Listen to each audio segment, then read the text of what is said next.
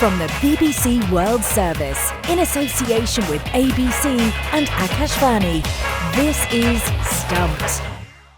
Hello and welcome to Stumped, your intercontinental hit of news, features and debate from the quirky world of cricket. I'm Nikesh Ragani for the BBC. I've spent the last month or so on the road here in England, clocking up more miles than an Indian auto rickshaw, covering the 100. It's been good fun. It's been a lot of travelling, as I mentioned. And we've seen some big moments, including that injury to Ben Stokes, which we will discuss a little bit later on. Hello, Jim Maxwell from Sydney. I've been watching Australia's gold at the Olympic Games, which has been a lot of fun. And I'm looking forward to, in 4 years' time, of course, cricket coming back into the Olympic Games. So, hello to you all. Well, I enjoyed the Olympic Games as well. Hello to you both. Before we begin, we've just passed India's 78th Independence Day on August 15th. So a very happy Independence Day to every Indian out there. It's a very important day in our modern history. But of course, the Indian cricket team is back home, recovering from the wounds inflicted in Sri Lanka before they play some home series. And I'm home too, which is wonderful news because of the Maharaja Trophy. If I might be allowed to be a little partisan, one of India's finest domestic T20s, played in the Karnataka state. And it's named, of course, after the Mysore Maharaja, the late Mysore Maharaja, who was also the president of the Karnataka State Cricket Association. So happy to be home for the next couple of weeks. Coming up this week on Stump, we're joined by the Brazil women's captain, Roberta Moretti Avery, who tells us about her journey into cricket and the state of the game in Brazil. First this week on Stump, though, we're going to start with Test match cricket and look ahead to the three-match series between England and Sri Lanka, which starts at Old Trafford on the 21st of August. England will be without their talismanic captain Ben Stokes after he tore his left hamstring while playing for the Northern Superchargers in the 100. He's been ruled out of the rest of the summer. He faces a rush against time to be fit for England's three-test tour of Pakistan as well, which begins in October. And Jim, I'm going to start with you. How much of a miss will he be, not just because of his captaincy, but his all-round abilities and the balance that he gives to that England side in that middle order? It's a bit like the West Indies losing Sobers or South Africa Callis. He's a big loss. And I've noticed, because I read the English Telegraph, that there's a bit of a push going on, although he's not in the squad at the moment, for Sam Curran as an all-rounder of sorts to take his place. Yes, it leaves a hole, not only as a player, but the leadership. I mean, that word keeps going around. The talisman of English cricket is Ben Stokes.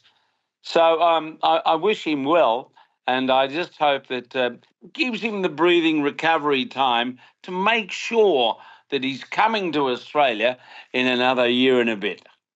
Absolutely, yeah. I mean, look, he's obviously going to be a massive loss. I mean, big comparisons you made there with the likes of Sobers and Callis, but he is that type of player.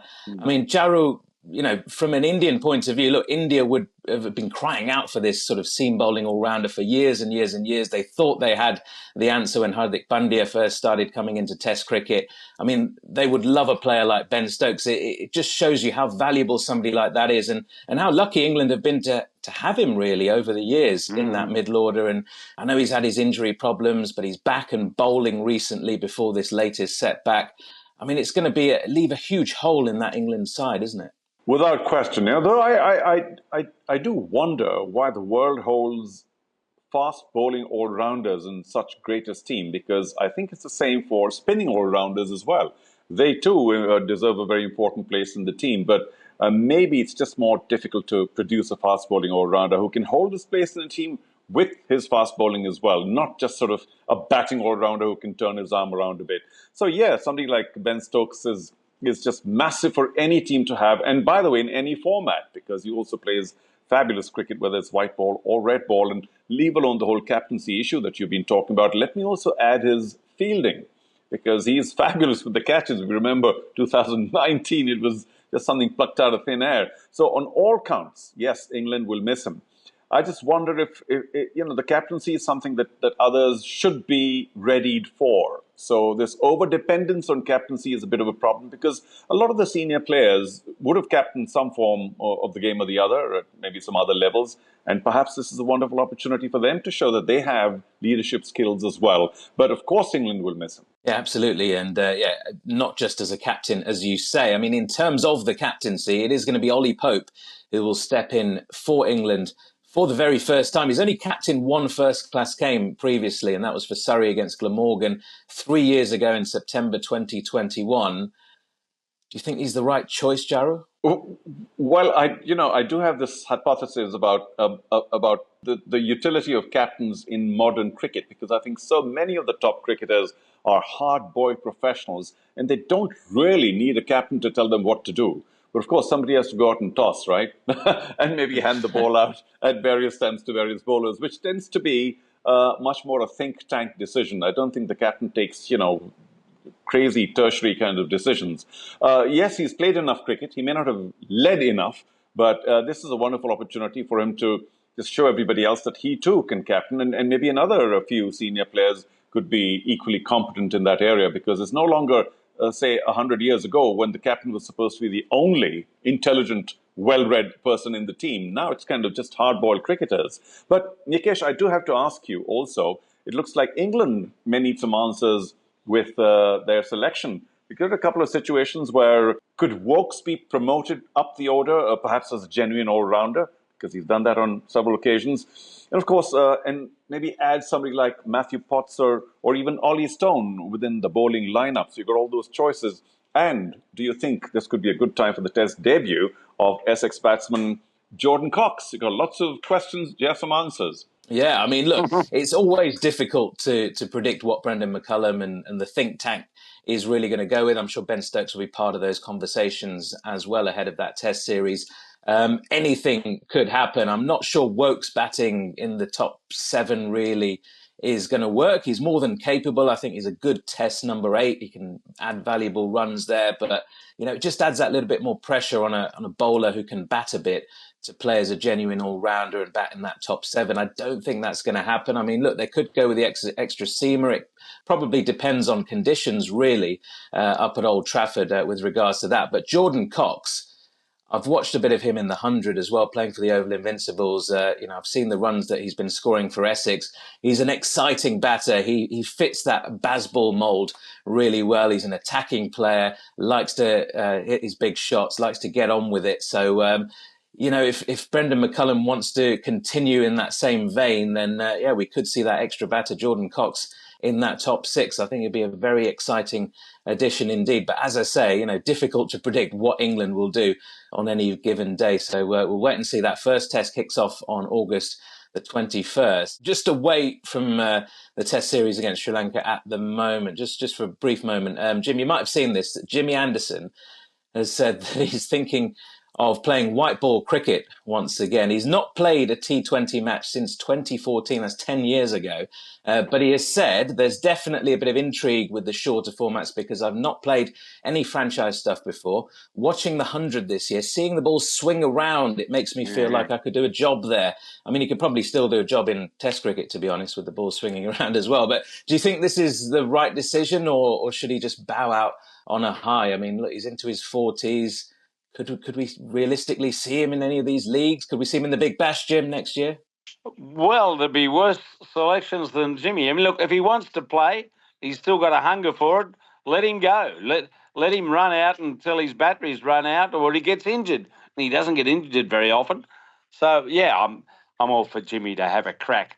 He was probably a bit hard done by and being dropped by England, but, they had their agenda moving ahead and wanted to refresh the side. But I think Jimmy should be allowed to go out in his own terms. And if he's still enjoying and competing and doing what he does so well, let him run. He's going to put SF Barnes out of business as a senior cricketer with his record into the 40s. It's quite something, actually. So good luck to him. Let him run on. Next on Stumped, we'll be talking all about cricket all over the world and the impact it makes on people. Our next guest loves sharing her love of the game and is also an inspiration to many cricketers, not just in her country, but also around the world. Roberta Moretti Avery is the captain of the Brazil women's national team and joins us now on Stumped. Roberta, welcome to the show. Thank you so much. So glad to be here to talk about cricket and yes, my passion of cricket Brazil. Thank you so much for the opportunity. You're very welcome. I've followed your work for a few years and really inspired by what you do to promote the beautiful game all around the world and particularly in your country as well. Firstly, I just want to ask you, what is the makeup of cricket in Brazil in terms of the men's team, the women's team and central contracts and things? For those of us who don't know, just describe what the makeup is out there. Well, cricket has been in Brazil since 1872. Cricket actually was played before football in Brazil. So actually we have a lot of history. But until the 2000s, it was mostly played by expats. But since 2009, a project was established in a small town called Poços de Caldas to develop cricket for Brazilians in community schools. And this project took off really well. It started slowly, but currently we have about 7,700 kids playing cricket every month here in Brazil. And that makes about 80 hubs in 7 different cities. And we have a centrally contracted women's team since 2020. We were the first country to contract women before the men. We have a men's team that is starting to play the T20 World Cup qualifier in Americas, in Argentina in December. We have youth teams, under 15s, under 19s, under 13s, all playing national as well. They actually play in the South American Championship starting today here in my hometown. So things have evolved very well. For kids that are in school, that are learning to the best game in the world right now, but also giving the pathway for people to be playing in case they want to. We even have, for the second year in a row, Brazilians playing in England, in clubs in England, to develop their game as well. So yeah, it has been really well accepted by Brazilians. We have a street game that is from cricket since the 1800s. That is played here, two-a-side cricket. So it's easy for people to make the connection and love the sport. And we have summer all year round, isn't it? It does help. Yeah, absolutely. I mean, look, it sounds like there's a lot going on, which is really good to hear about the development of cricket in Brazil. And you're obviously captain of the women's national side, as we said. And we spoke earlier on in the show about captaincy with Ben Stokes and Ollie Pope taking over for the Sri Lanka Test series. What do you define as the role of a captain? Because, you know, when we think about football, it's very different, isn't it? It's the person who wears the armband, but there are several leaders within a group. In cricket, it can be a little bit more technical, and the captain usually puts their stamp on his side. What does captaincy mean to you, and how proud are you to be a captain? I think captaincy in cricket for me is to be able to bring the best out of each player that is around you at the best times. You have to have a tactical knowledge, a very good tactical knowledge, but you have to have a people understanding to be able to use people the best way you can during a game, during a tournament, and be able to lead by example. I think Ben Stokes is a really good guy at that. His work ethics are, and he's able to lead from the front. And I'm very proud of being part of Cricket Brazil in this path because of that.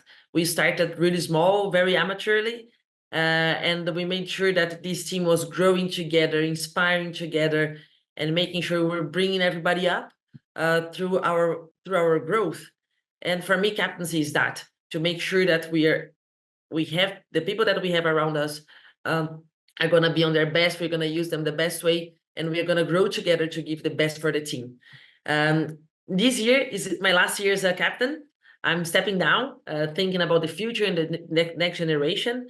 And we have done a very good leadership program here in Brazil to bring the next one in this role. And it has been an interesting development, because how the girls are coming out of their shells to become leaders, and they use their own skills into getting the Brazilian team in the next level has been really interesting.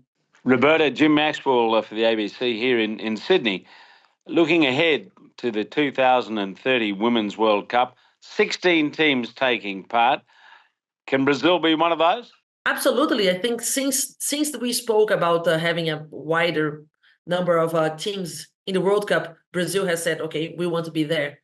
We have been making the plans in Brazil, think about under 19s World Cup and opportunities for the women's and men and boys teams. But why not the World Cup as well? Our whole pathway is for give opportunity for kids that start the game to keep playing. And if high performance is their choice, we want to give the best and strongest path for them. And World Cup, like we saw Thailand. Thailand did not have that cricket 10 years before they joined the World Cup. We want to be the next ones that grab that opportunity and take cricket over there. Brazilians love cricket. It's amazing to see what happens over here. And the Brazilians love the World Cup and big stages. So we want to make sure that we have the best chance of being over there in 2030. I do also have to ask you, Roberta, that you've been very open about your struggles with mental health and perhaps even depression, if I can use that term. I hope you're doing a lot better now. I'd like to know. And of course, why do you think it's so important to be open about all the struggles that one faces or that you've faced? I think that's a very important question. We all seen what happened recently with Torpy and how we are actually talking more about mental health. I think the more we talk about it, more people can understand what they're going through. When I started my struggles in 2022, I didn't understand what it was. So I played through a few tournaments. I made a few cricket trips without understanding that was not good for me. I thought it was just like, okay, this is how life on tour is. This is how playing a lot of tournaments in the year feels like. Until I said, no, this is not correct. This is not something that is healthy for me. It took me maybe 3 or 4 months to understand that I had to stop and take some time for myself. I think the more I talk about it, more people are saying, okay, this is probably something that I have to look more carefully to make myself feel better. This is not just a moment on my gaming career. So I think it's about knowledge and understanding that sometimes things are not well, you have to seek help. I'm doing much better. I'm doing actually very well. I went to UK again for the first time since the burnout in 2022, and I could see the difference because the turn to UK was amazing. I had fun. I enjoyed. I played cricket with a smile on my face and a real smile on my face, and I was able to absorb the whole of the UK surround me, really living the moment in a positive way. So it shows that if you open up, if you seek help, these moments can come back in a much better space of mind for you. So I think talking is important because it's about knowledge and sharing and helping others. Roberta, that's great to hear, and so glad that you're on the path back to recovery and feeling a lot better now. You mentioned there that you were in England for over a month in the UK. I know you've got a couple of dogs, haven't you, that you named after what, Stuart Broad and Jimmy Anderson? Is that right? And Ben Stokes. And Ben Stokes as well. Okay, so you didn't bring them with you on your trip to England; they were left behind. But did you get to see the real Stuart Broad, Jimmy Anderson, and Ben Stokes while you were here? What else were you up to? Yes, Ben Stokes actually wanted to join this meeting, but I told him no because he likes to bark at computers. I actually didn't see them. I didn't talk to them, but I saw Ben Stokes. I went to Edgbaston on day 3. The last day of the series, for him to score 50 runs very quickly and get us home very early. And I saw Stuart Broad working at 100, but I wasn't able to talk to them. I do have a Stuart Broad book that I'm taking everywhere in hope that one day he will sign it. But I was able to watch a lot of cricket, a lot 100, Test, and see them working. And yes, a lot of cricket has been played in UK this summer, so it's a very fun environment to be around. Roberta, I'm glad you had a great time in the UK. Keep doing what you're doing. It's great to see your journey over the years, and good luck with the final year of captaincy as well. Keep going from strength to strength, and I look forward to seeing the future development of Brazil cricket. Thanks very much for joining us here on Stumped. Thank you so much, and hopefully one day you guys are going to be here in Brazil as well, enjoying the summer all year round. Well, that's all we've got time for this week on Stumped. My thanks to Jim Maxwell, Charu Sharma, and to all of you for listening. We'll speak to you next week. Goodbye.